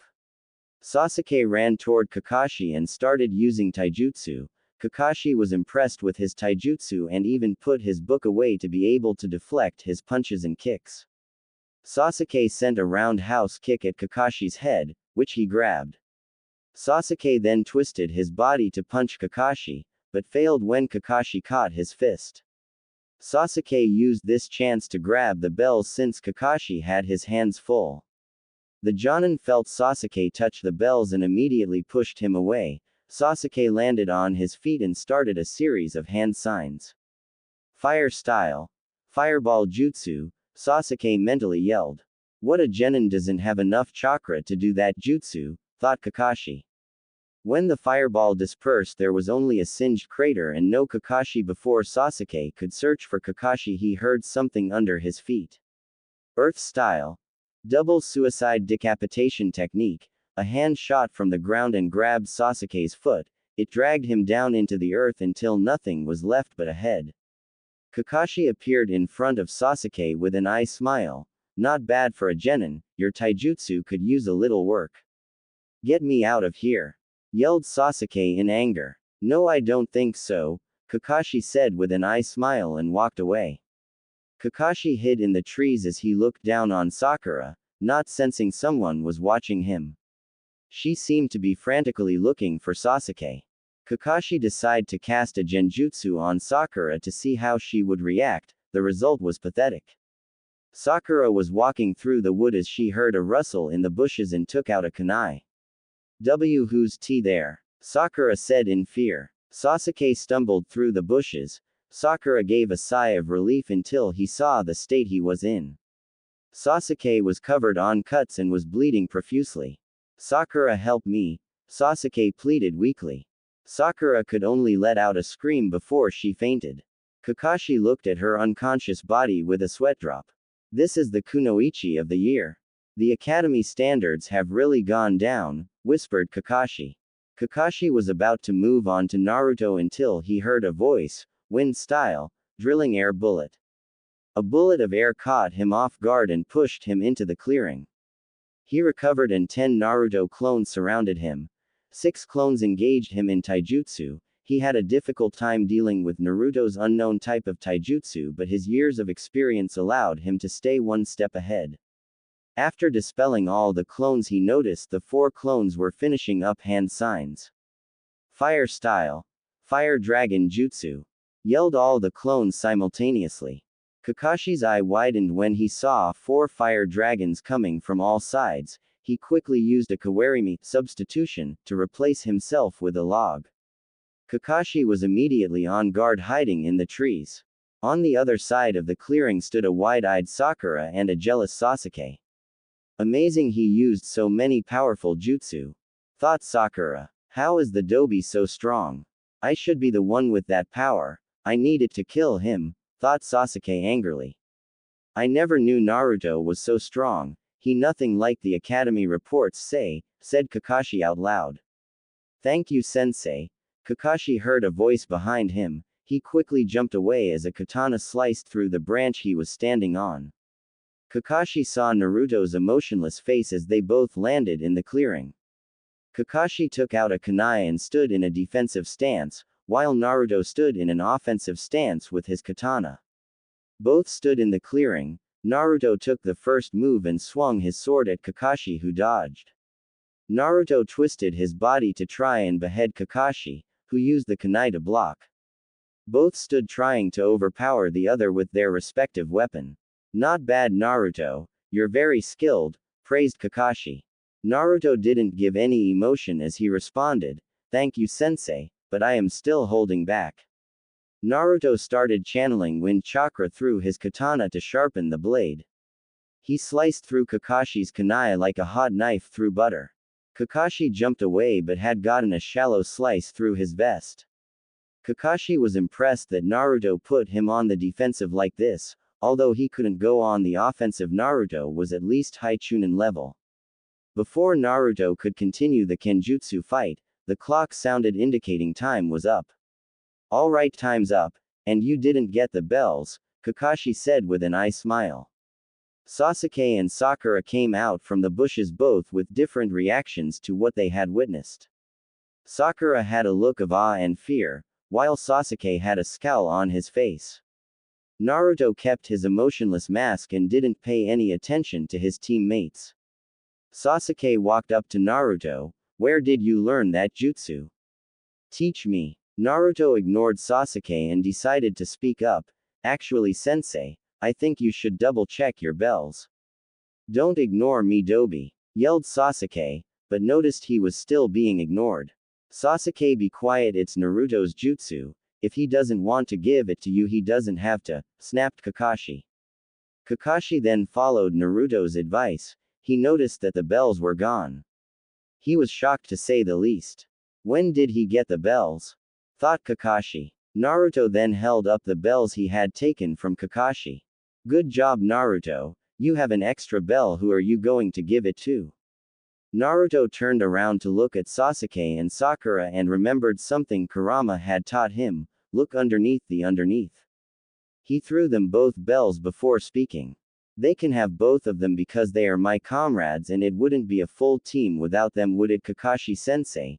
Naruto lied because he had figured out the real purpose of the test, but hated the idea of working with them.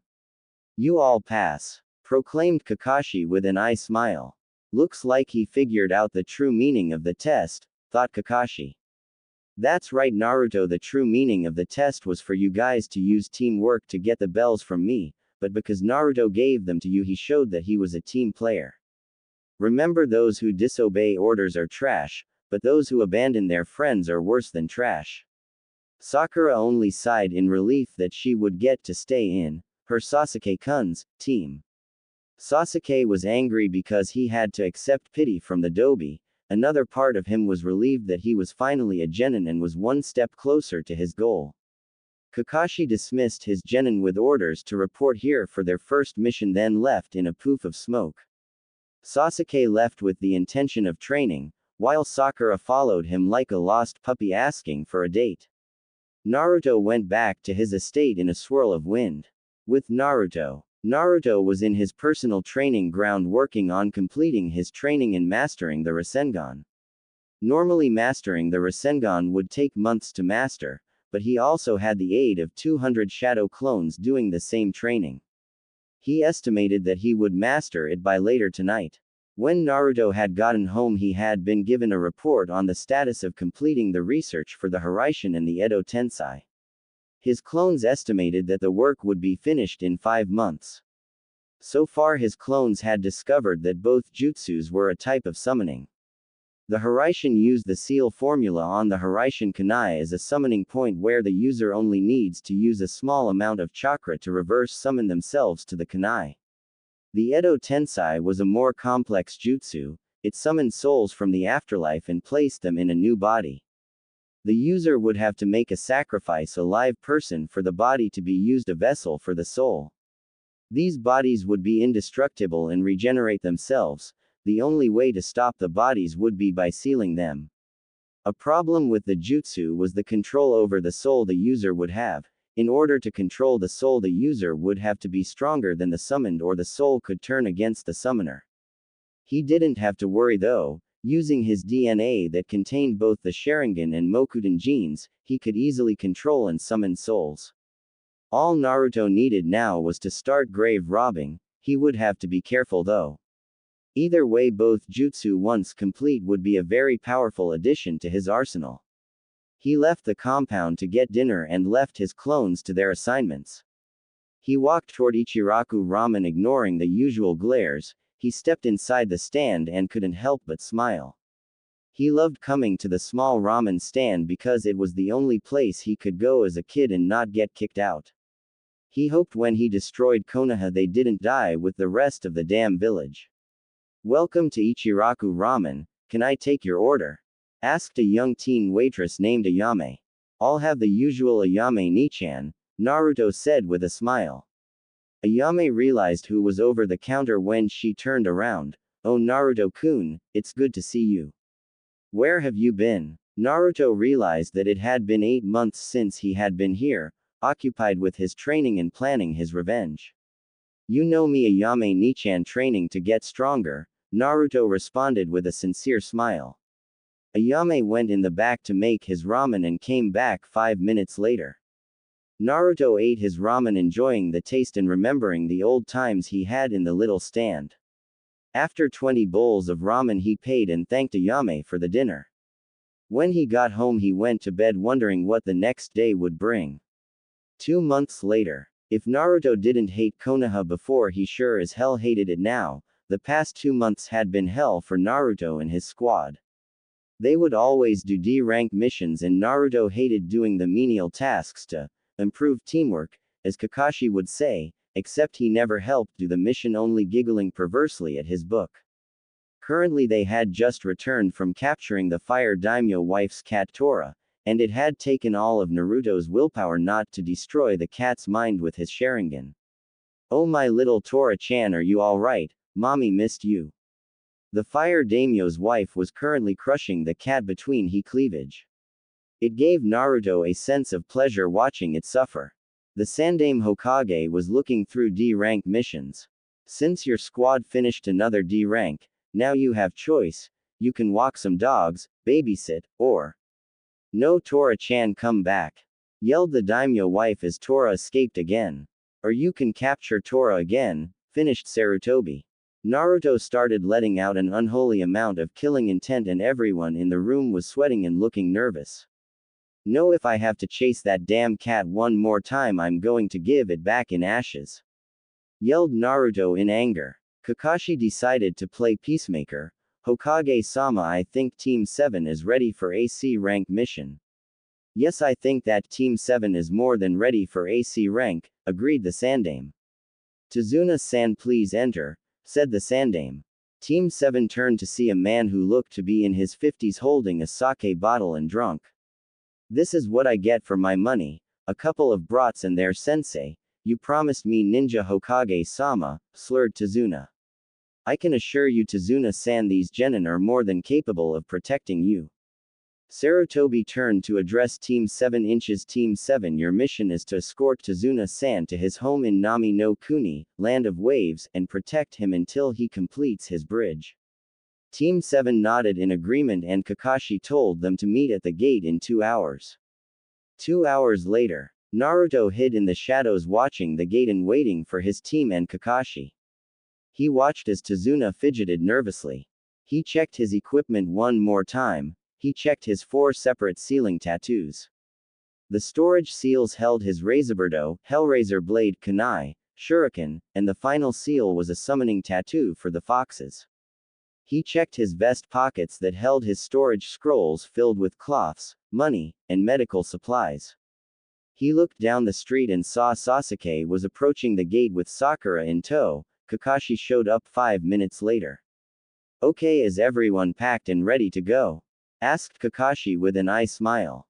He saw that Sakura and Sasuke had backpacks while Naruto wasn't wearing anything but his regular cloths. Naruto, where are your things? Asked Kakashi. Naruto looked at Kakashi with an emotionless face and pulled out 2 scrolls from his pocket. In here, sensei, pointing at the 2 scrolls. Kakashi only nodded his head, but Sasuke and Sakura had on faces of confusion. Naruto sighed as he saw their faces. You know, people call you the best of the academy, but you're a bunch of idiots. These are storage scrolls. They are a work of fuinjutsu that allow me to store things inside seals, explained Naruto. Sasuke and Sakura glared at Naruto for calling them idiots, although Kakashi seemed to agree with him, knowing that the top of the academy should at least know what storage scrolls were. After the tension dropped, Kakashi led everyone through the gate and they made their way toward Nami no Kuni. Halfway to Nami no Kuni. As Team 7 walked through the forest to Nami no Kuni, they passed a single puddle in the middle of the road. Naruto and Kakashi noticed that that wasn't a normal puddle, while everyone else was oblivious to it. As they walked past, Kakashi slowed down to the back of the group. Suddenly, 2 shinobi with water-breathing masks and a chained gauntlet emerged from the puddle and wrapped their chain around Kakashi, ripping him to pieces. 1 down, said the first shinobi. 3 to go, said the second. Kakashi-sensei, yelled Sakura in shock, while Sasuke and Naruto sprang into action and ran toward the mysterious ninja. Naruto summoned his katana and channeled wind chakra, making the blade sharper, and sliced at the attacker's head. Unfortunately, his opponent tried to block the attack with his gauntlet and failed to notice the wind chakra covering the blade. The blade cut through the shinobi's gauntlet, severing his hand. He screamed in pain as his hand leaked blood. Maizu, yelled other shinobi. The shinobi now identified as Maizu continued to scream in pain before he was silenced when Naruto beheaded him with a look of glee on his face. The older brother named Gozu looked in disbelief as his brother was killed in front of his eyes. He had forgotten all about Sasuke. In turn, Sasuke used his distraction and wrapped him in ninja wire to incapacitate him. Kakashi jumped down from the tree and saw a beheaded Maizu, a gleeful Naruto, a smirking Sasuke, a tied-up Gozu, and a terrified Sakura and Tazuna. Kakashi looked at his team. Good job, team. Naruto, you didn't have to kill him. Naruto lost his smile and shrugged. We're shinobi, our job is to kill. Kakashi walked up to a crying Gozu and talked in a serious voice. Why did you attack us? Gozu looked up with tears of rage in his eyes. Fuck you, you bastards killed my brother, I'll never tell you anything. Sensei, I may be able to get him to talk, if I could get a few moments alone with him, suggested Naruto. Kakashi thought it was a bad idea since Naruto might kill him, but he would be a couple feet behind him in order to stop him in time. Fine Naruto, but what are you going to do? Asked Kakashi. Naruto smirked. Don't worry sensei, by the end he'll be singing like a canary. Naruto dragged Gozu into the bushes and activated his Mangekyo Sharingan. Naruto muttered a single word, Tsukuyomi. Tsukuyomi world. Gozu found himself in a red and black world tied to a cross. He was in so much pain, all of his body felt on fire. Naruto appeared in front of him holding his katana with a maniacal smile on his face. Welcome to my Tsukuyomi, a world where I am Kami. Here I can control space and time. We could spend weeks in here, but only seconds would pass in the real world. Now tell me, why did you attack us? Fuck you, I'm not tell you anything, yelled Gozu in anger. Naruto only smirked as he got closer and stabbed him in the heart. He thought he died only to come back again in the same situation. Now if you don't answer my question, I'll be forced to keep torturing you until you do, said Naruto. Gozu refused again and Naruto kept torturing and killing Gozu, only for him to come back to the nightmare that was Tsukuyomi. For Gozu it seemed like hours of intense pain and death, only to be resurrected. He finally cracked and told Naruto all about his orders from Momochi Zabuza and his employer Gato, the shipping magnate and CEO of the Gato Corporation. He even informed Naruto about how Gato was squeezing the life out of Nami no Kuni and using bandits to terrorize the country. He told him how Gato hired Zabuza to kill the bridge builder so he couldn't finish the bridge. He finished by telling him that Zabuza and his apprentice Haku would probably got after them next now that he and his brother had failed. Naruto nodded and released him from the Tsukuyomi, appearing back in the forest. Real world. Team 7 and Tazuna watched as Naruto looked at Gozu in the eyes and Gozu immediately screamed in terror and pain before falling unconscious. Naruto deactivated his Mangekyo Sharingan and rubbed his eyes as Kurama's chakra repaired the damage the Mangekyo Sharingan did to them. He couldn't believe the power of the Mangekyo Sharingan. He could still remember the day Kurama had activated it. Flashback. Naruto lay in bed as he slept off a day of training. He slept soundly before he screamed in pain as he felt his eyes were on fire. Kurama, what the hell has happened? Asked Naruto as the pain in his eyes subsided. Don't worry kid, I was only upgrading your eyes to the next level, responded Kurama. The next level? But didn't you say the Mangekyo Sharingan would cause me to go blind the more I use it unless I have a sibling with the same power to take their eyes? Yes, I remember saying that until I realized that whatever damage the Mangekyo Sharingan does to your eyes, I can heal with my chakra, responded Kurama with self-pride. Naruto was impressed. He also had not thought Kurama could do that. He got up from bed and went to the mirror to look at his new eyes. He saw they were shaped like a combination of a 4-point shuriken and a 5-point star. He couldn't wait to start training to discover the new powers the Mangekyo Sharingan would give him. End flashback. Naruto was knocked out of his thoughts as Kakashi addresses him. Naruto, what did you do to him? Don't worry sensei. I put him under a genjutsu and I have the information, replied Kakashi. How is that possible? You only looked into his eyes for a few seconds before he fell unconscious, asked Sakura. Naruto looked at Sakura with an annoyed expression. I told you I used a genjutsu, now shut up so I can relay the information. Sakura only nodded fearfully. Naruto began explaining everything about Zabuza and Gato, the current situation in Nami no Kuni, and the ninja assassins after Tazuna to prevent him from finishing his bridge. Kakashi stood in thought. This mission is easily an A-rank mission now with Momochi Zabuza hunting you, Tazuna-san. Tazuna sank down to his knees with tears in his eyes. Please, you have to complete the mission. If I die, everyone will lose hope and Gato will win. My daughter and grandson will be devastated if I'm killed. Please don't leave. It's not my decision, it's the team's decision, Kakashi said, pointing toward the genin. I think we should go back. We're not prepared for this mission, said Sakura, hoping they could return to Konoha. I think we should continue. It would be a good chance to test my skills, said Sasuke Company. Why? Naruto was deep in thought, looking at the pros and cons of helping Tazuna. So far all he had were pros. If they continued the mission, he could recruit Zabuza and Haku to his side, perform a hostile takeover of Gado's corporation, establish a safe house in Nami no Kuni, and not have to chase after a damn cat. I think we should keep going. We can't just abandon the old drunk here, said Naruto. Kakashi looked at his 3 genin. 2 were determined to complete the mission while 1 was too afraid of anything. He hoped Sakura would show her usefulness during the mission, or else he would have to consider a replacement. Okay, then let's continue the mission. Team 7 inches. Team 7 and Tazuna continued on their journey to Nami no Kuni. After taking a boat trip and arriving on the island, Team 7 was currently making their way toward Tazuna's house. Walking up the road, Naruto sensed something in the bushes and threw a kunai at it, only to reveal a white rabbit pierced through the head. Naruto Baka, you killed an innocent rabbit, yelled Sakura. Naruto ignored her as he and Kakashi had the same thought. A white rabbit, but it's summer unless it's a domesticated rabbit. Substitution. Naruto then heard what sounded like a blade slicing through the air. Everyone get down, yelled Kakashi as he tackled Tazuna to the ground. The genin immediately obeyed. The large cleaver-like sword flew over their heads and embedded itself in a tree. A tall and noticeably muscular man with pale skin, short spiky black hair, wearing baggy pants with the striped pattern, and a mask landed on the sword's hilt.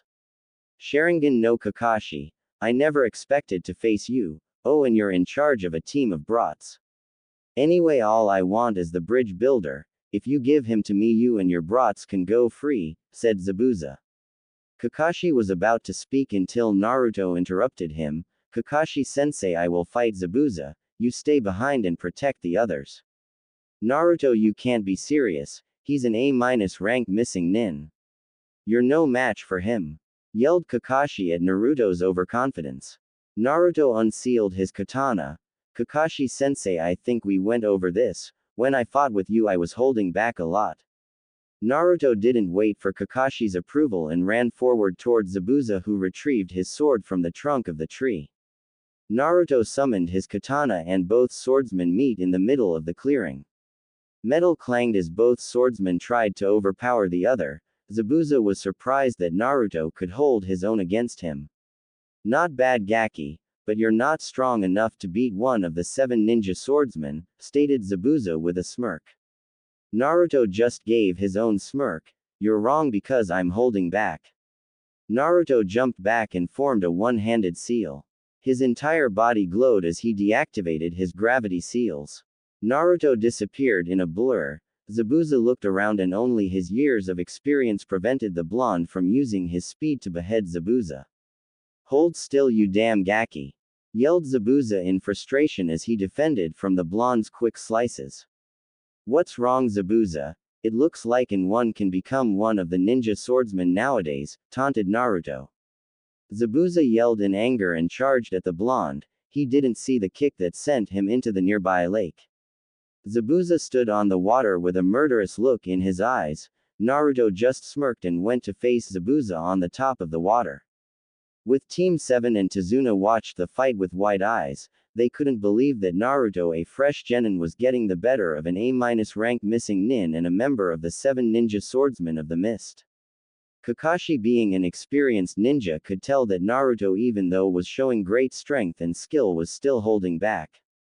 Sasuke was seething seeing that Naruto had such skill and strength when he deserved it more in order to kill his brother. Tazuna and Sakura could only watch with awe at Naruto's skill. Zabuza and Naruto stood at a distance from each other, both swords drawn, one with a scowl, the other with a smirk. Zabuza sheathed his sword and started doing hand signs. Naruto did the same. Water style. Water dragon jutsu, yelled the missing nin as a dragon made of water rose from the surface of the lake and headed toward Naruto. Naruto created a seal-less shadow clone and both started performing hand signs. The blonde and his clone finished their seals before performing their respective jutsu. Fire style. Fire dragon jutsu. Yelled Naruto as he expelled a large dragon made of fire toward Zabuza. Wind style. Great breakthrough. Yelled the shadow clone and inhaled deeply before blowing out the chakra-infused wind. The wind and fire attacks both combined and formed a large white hot fire dragon that overpowered the water dragon. The dragon made of fire continued toward Zabuza. Water style. Water wall jutsu. Yelled Zabuza as he spewed out a wall of water that protected him from the fire dragon. After the water dragon was stopped, Zabuza made one hand seal and a thick chakra-infused fog rolled in. Kurigakur no jutsu, Zabuza said calmly as he disappeared into the mist. There are 8 vital spots on the body: heart, kidneys, jugular, liver, spine, lungs, and the larynx. Which one shall I choose? Taunted the former Miss Jonin. Naruto only smirked and activated his Mangekyo Sharingan. Normally the regular Sharingan wouldn't be able to see through the chakra-infused mist, but the Mangekyo Sharingan could distinguish the difference between jutsu and person. Easily locating Zabuza trying to sneak up on him, Naruto smirked as he summoned 4 shuriken, infused them with wind chakra, and threw them at Zabuza. The swordsman dodged the deadly shuriken and tried to slice at Naruto. Keyword: tried, since Naruto dodged and kicked him out of the mist. The mist cleared, showing Naruto finishing hand signs. Water style. Great waterfall jutsu. Yelled Naruto. A vortex of water formed around him and violently shot at Zabuza, pushing him away from the lake and into a tree. Naruto appeared in front of him with a kunai in hand and his Mangekyo Sharingan still active. Zabuza looked in his eyes and couldn't help but feel scared. Who the hell are you? Your executioner, replied Naruto with an emotionless face. All of a sudden a Senbon needle pierced Zabuza in the neck and his body fell into a limp form. A boy no older than 15 landed in the tree wearing a Kiri Hunter Nin uniform. He spoke in a soft, almost feminine voice, but Naruto could tell that from his scent he was a boy. His scent also revealed that he was around Zabuza a lot. Naruto realized that this must have been Zabuza's apprentice Haku. Thank you for defeating Zabuza. I could not have hoped to defeat him by myself, Haku said in thanks. Team 7 approached the scene with caution, while Haku appeared next to Zabuza and picked him up. I will take his body now to dispose of it. You have my thanks. Naruto decided to keep up his charade. No problem, I'm happy to help. Haku then left in a swirl of leaves with Zabuza on his shoulders. Kakashi and Team 7 approached Naruto. He quickly deactivated his Mangekyo Sharingan before they could notice. Good job, Naruto. It's not every day that a genin beats an A-rank jonin, Kakashi said with an eye smile. On the inside, Kakashi wanted to interrogate the blonde to find out what else he was hiding. Sasuke only scowled at him. How is he so strong? It should be me with that power. I need it to destroy him. Sakura only looked at his in awe and fear. Wow, he's really strong. I don't believe that he can be this strong, and was the dobi of the class.